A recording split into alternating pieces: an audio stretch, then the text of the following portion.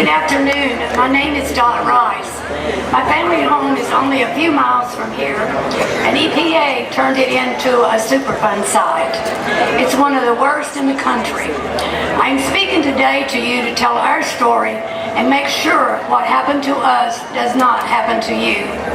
It's a tale of environmental injustice that led to sickness and death, resulting from governmental abuse, exploitation, and neglect. Every day I pray that we will get it cleaned up, even after 24 years.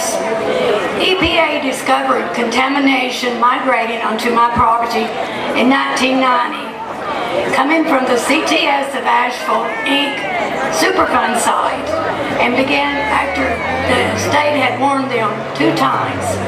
EPA trespassed, they sampled on our property, and they withheld the results from us.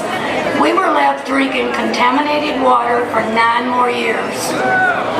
EPA has spent more than $11 million with no cleanup. EPA, Region 4, and the state officials are truly at fault here. EPA didn't even admit trespassing on our property in 1990 until last year. Toxic springs on our property continue releasing dangerous levels of TCE known to cause cancer. The wildlife, birds, beneficial insects have mostly disappeared from our property.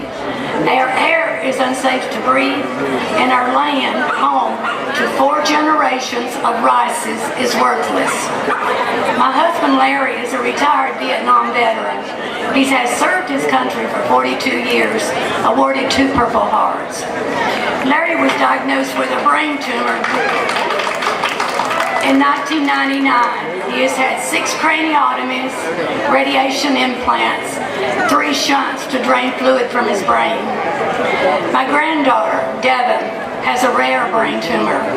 She has had countless spinal taps and surgeries to drain the fluid from her brain and lives in chronic pain.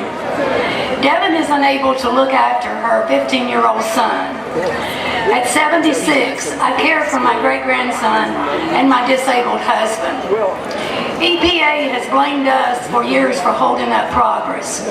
All we asked for them was to protect us from someone else's toxic waste, including testing the air my family was breathing.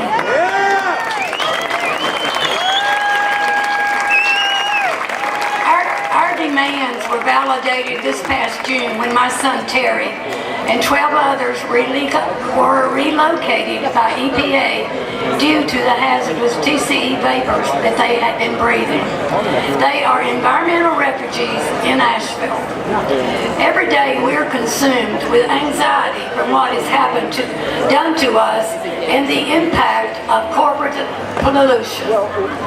Within 1 mile of our house, there's 50 cases of non-Hodgkin's disease and other cancers associated with TCE.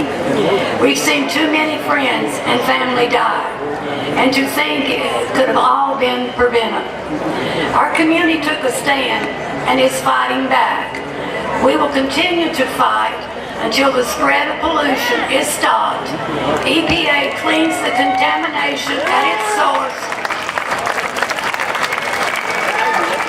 and the suffering ends. Our story, like many others, demonstrates why it's so important to elect candidates who will not turn their back on you.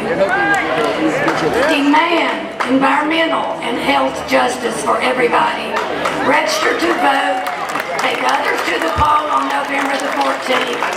Forward together, not one step back.